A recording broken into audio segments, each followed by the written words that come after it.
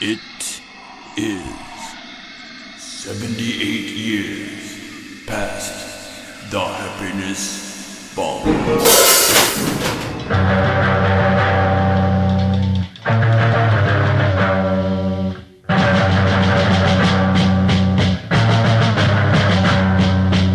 Grades are crying tears of grass. Mama with the happiness bomb. You lose one question every answer you ask. Mommy with the happiness bomb.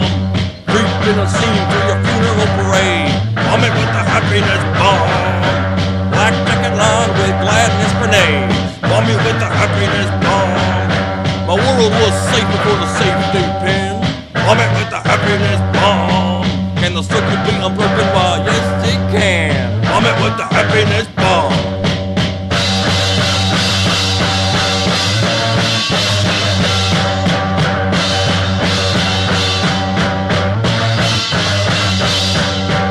Come and be our mom.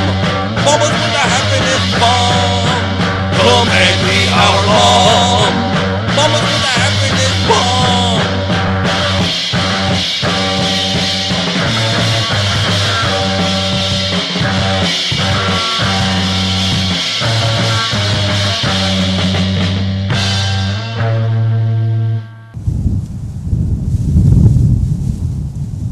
Our next story combines the thrill of agriculture with the joys of disappointment. This happened in a children's book, exactly 78 years past the happiness bomb.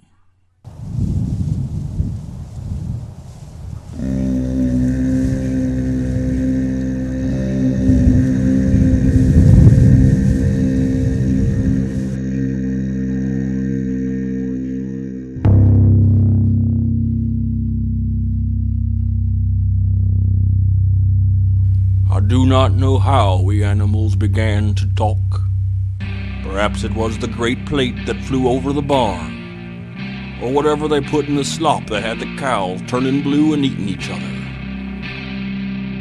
But since our corn niblets took third at the county fair, we're the most famous farm on earth, the farm of talking animals. Every kitchen in the country has got a box of Comrade Napoleon's Revolutionary Martyrs frozen vegetable happiness dinners from Animal Farms, where the animals are revolting, but the corn's just fine. The changing got stranger with the discovery of an eighth chakra in the subtle karmic body of the pig. Their minds fanned open like psychotropic peacock tails. The spiraled olfactory groove of the pig snout sending infinitizing signals to the porcine cerebrum, propelling each pig towards total self-actualization and unimagined illumination, far exceeding anything known by man.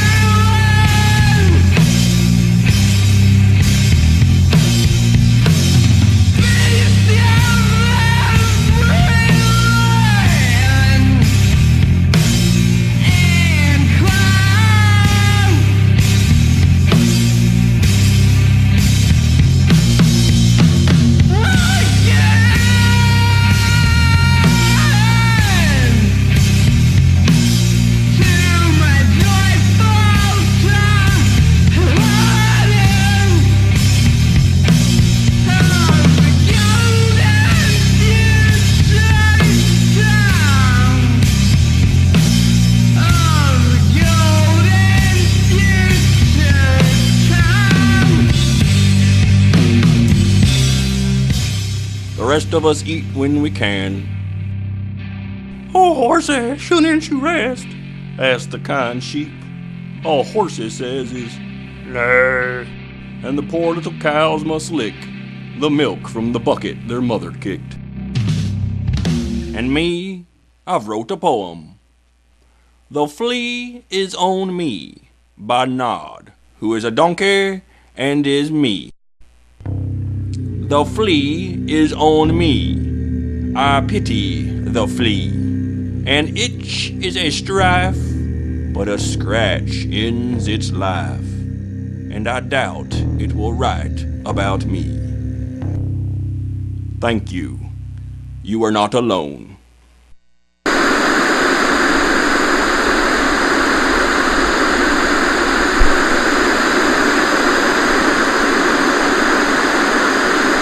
Soon the armies of man made war upon us, and upon themselves, divided as it were between the horror of talking animal revolution and the ecstasy of our frozen eggless eggplant stir-fry breakfast burritos. The farm fought back with potato guns and Kundalini incendiary devices until the day the pigs declared the development of the Freedom Bomb, designed to splinter the gosm of time in such a shattered pattern of raggedness as to collapse the consciousness of each sentient organism in nature into an eternal recurrence cube of its own most shameful memory. The humans blushed till their cheeks bruised and made peace with our new frozen vegetable economy. Our pumpkin pudding curry cubes became the currency on 4 continents. So for years we slaved on the farm, forming veggie patties in the shapes of hooves and horns with the wisdoms of Comrade Napoleon inked on them in Worcestershire sauce. The pigs said we'd each get fruit beer and motorboats, but we got rickets in the runs, while their kids were doing leapfrogs and lederhosen, and the grown-ups practiced sex magic with the mare. They are become like gods, but still they say a blessing before each meal. Hog is good. Hog is great. Let us thank him for our plate. By his hooves we all can eat. Carrot, radish, corn, and beet. Ah, pigs. Then one night, we heard an awful crunch from the house. The carrots and broccolis and turnips and beets rose up at the pig's supper table, knives in their stalks and forks wrapped by their roots. Through their vegetable nerves their limbs had quickened, their new locomotion forged in the factory of their impatience. Truly, Mother Nature wears a false mustache.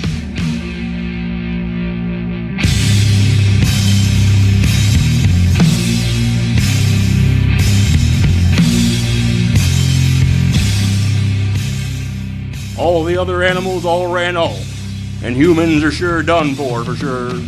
But you know me, I'm truly free, and the vegetables are gonna learn me photosynthesis in exchange for singing lessons.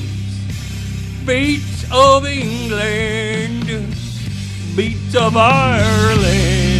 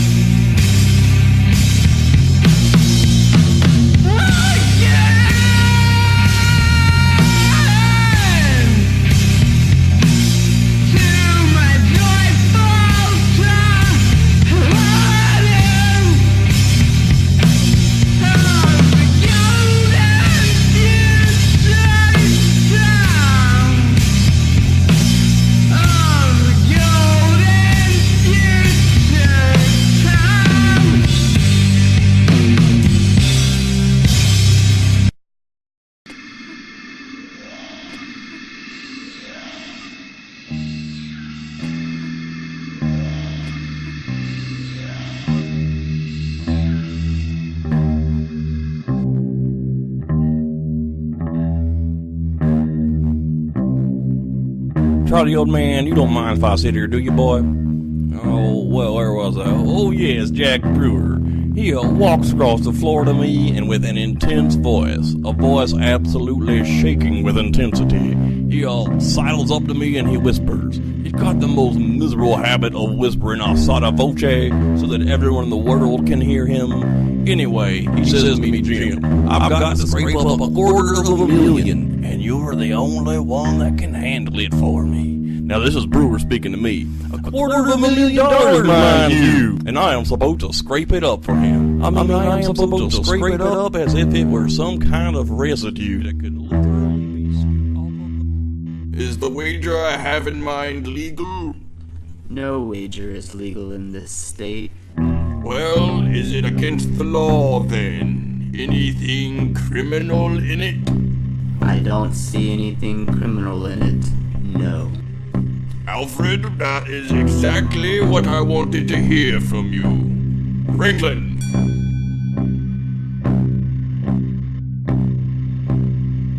Would you take this note across the room to young Mr. Tennyson over there? Archie. You tell him it's from me. Ask him to read it immediately.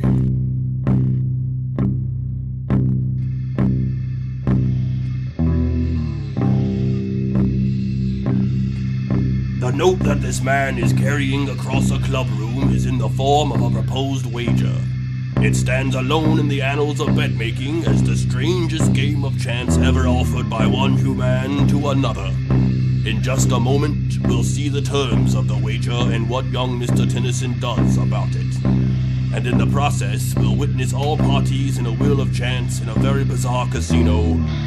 78 years past the happiness bomb.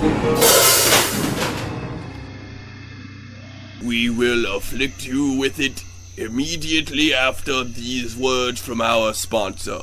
Live your thirst for oats and how leave your milk up in the cow. What shall you do? I know winos.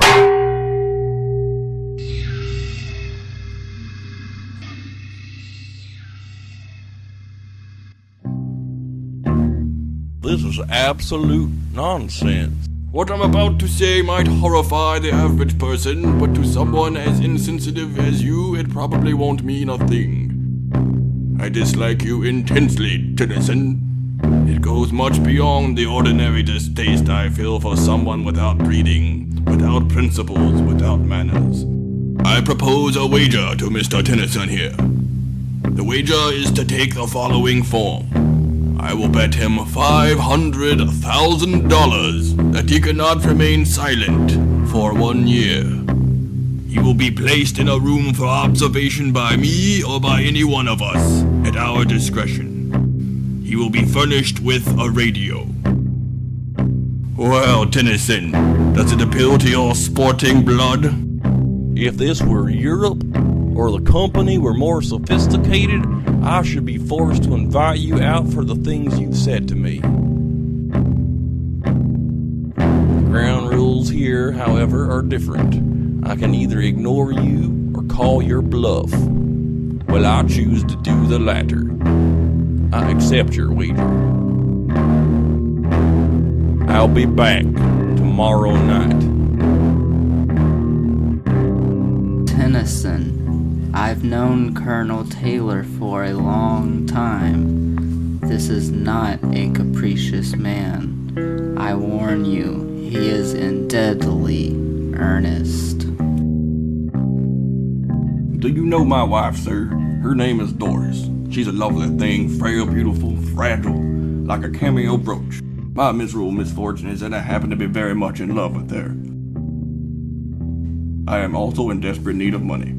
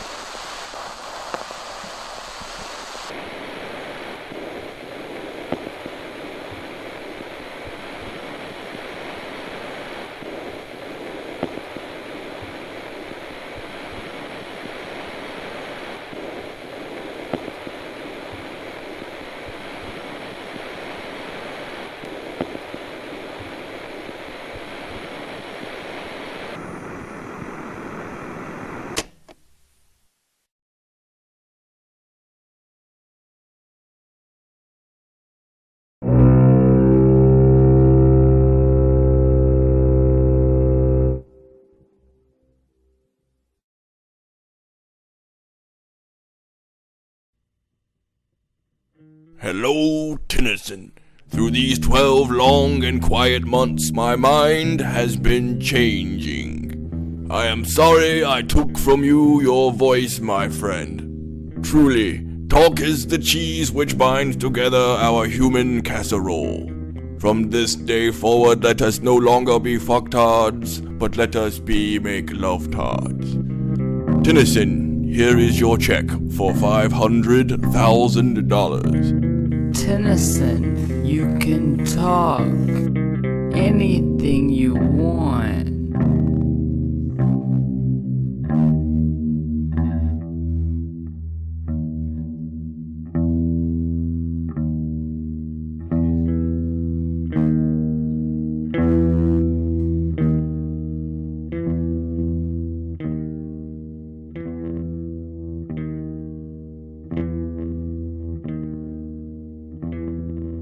Oh, the things that I have to tell you, Colonel. I think we can transform the breakfast market. I've devised a method of combining boxed wine with old-shaped whole-grain oat morsels to make it... Very good, Tennyson, very good. And with this, my $500,000, I plan to begin construction of what I call the dodecahedron of Ronanon, from discarded barber salt shaved cream cans, to explore the unified field theory of classical and quantum mechanics, which I believe I have discovered in this my year of quietness. Have you considered the possibilities of rhinoceros hypnosis, Colonel? You think man can out-evolve his need for socks or shake and bake? Do you know what this battery is for? Tennyson, no! The battery!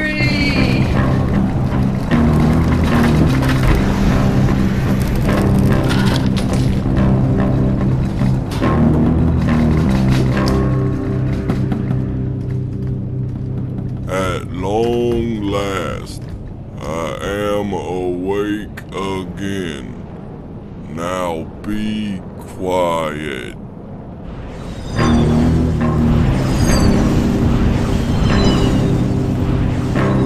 What have you done? Didn't you read the club manual? I can't read! And that is the saddest thing of all!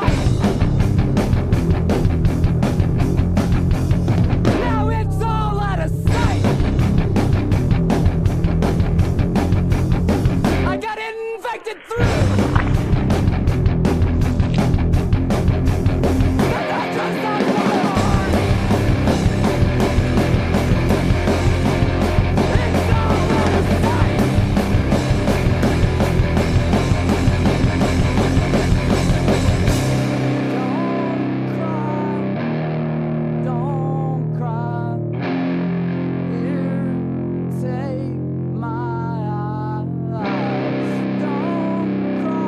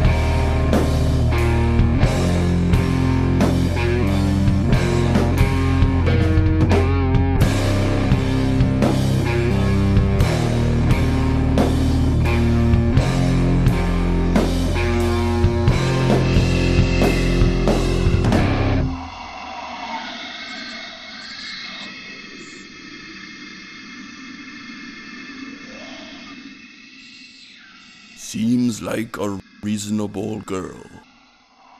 We will see you later, when it will still be 78 years past the happiness bomb.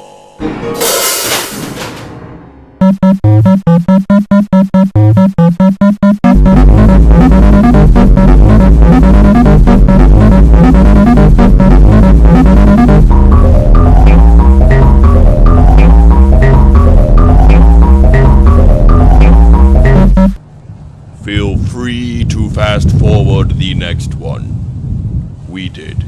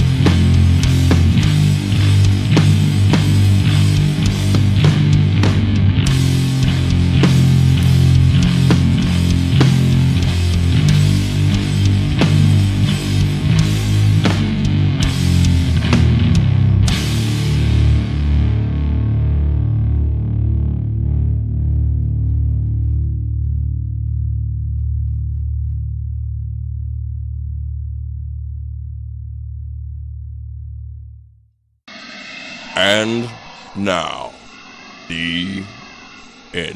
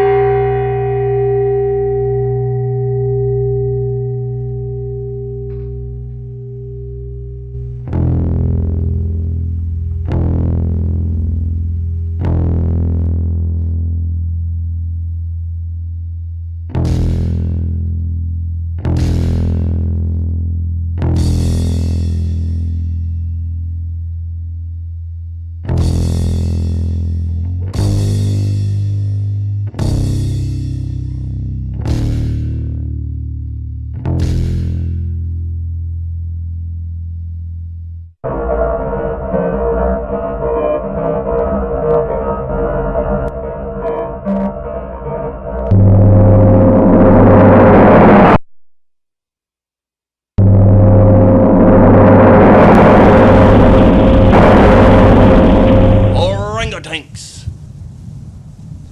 Shalom.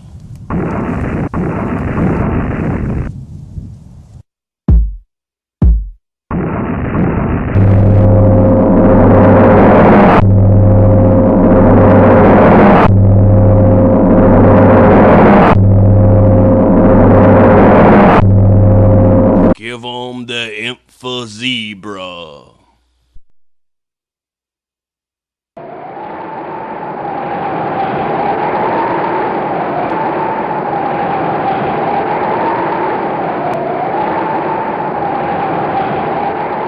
Nor the angels of God, nor Santa Claus himself can prevent me from making it to the big time.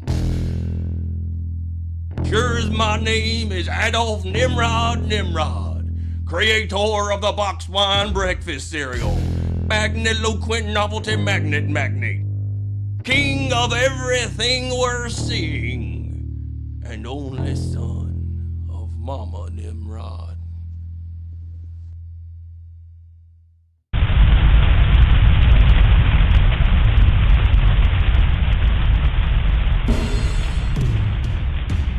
Oh, brutal function of jello marrowed bones. Oh, soul of crud, the stars in the dark spell out insults made to our beloved dead pets. The land is littered with masculine napkins, while wet whales dine on human fajitas. Life is stupid. Bless you among humans. I am she who sees all that has been and all that will be. Faster than the speed of exaggeration. I am the girl who ran out of time. Bless you among humans, for thou shalt bring forth a child of great greatness, and shalt call his name Zero Rabbit, for that is exactly what he is. Yea, and a knife will pass through thine own soul also.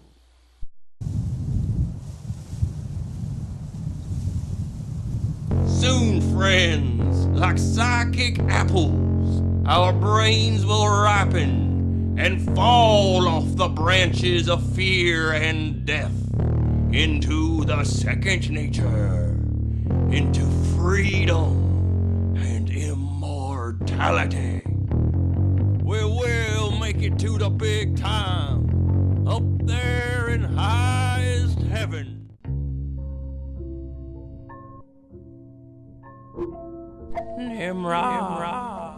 Nimrod, beware the child. Mama, a child will spoil your big time. Kid, no way, Mama. I'll outlaw all sex touching, stop up their gonads, add unlust dust to the mandatory gravy. I will. You can duck eggs, Nimrod, but you can't duck blood. Come again? Adol. Adol. Yes, Mama? You are my greatest disappointment. A little kid.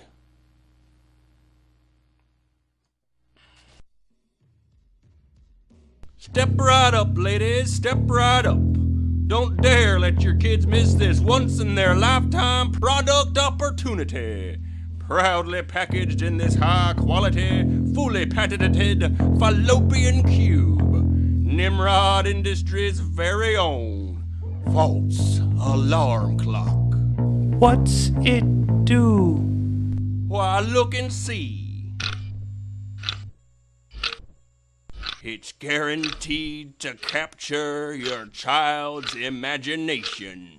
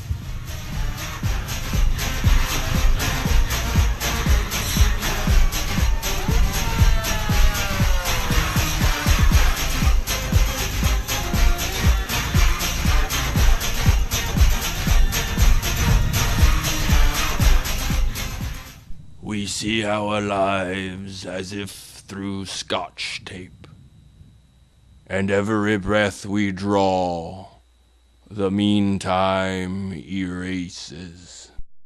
Life is stupid.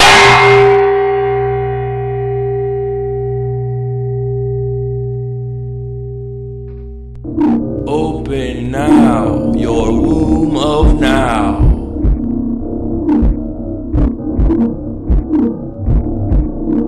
And love infect the nostrils of your heart.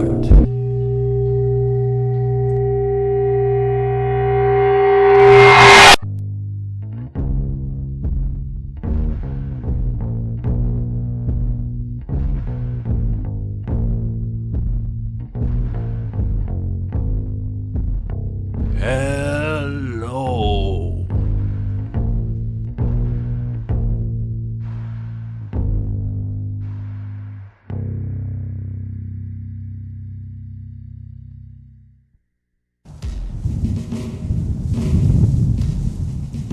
Childhood is ended, friends, and we must put behind us this world of toys. But come Wednesday, which is recycling day, which is today, we shall see the universal solid, the cosmic actually is the second nature. This morning we shall eat an illuminated breakfast, and the stools we pass shall be as the orgasms of God.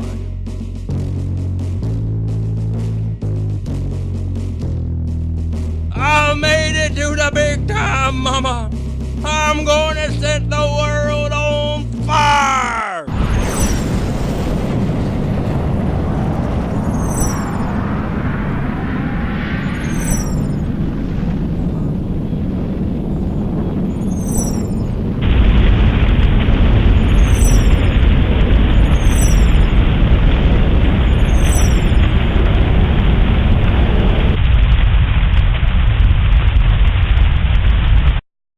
Peace on earth and goodwill to all humans.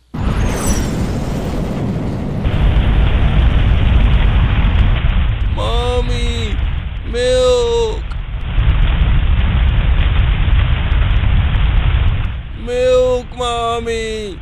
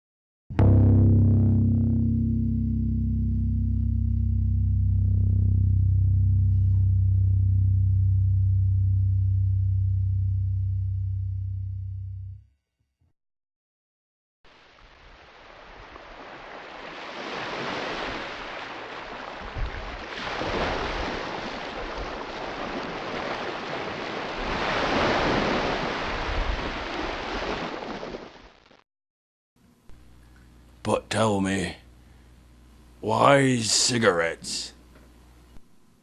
'Cause that's how Mama made it to heaven.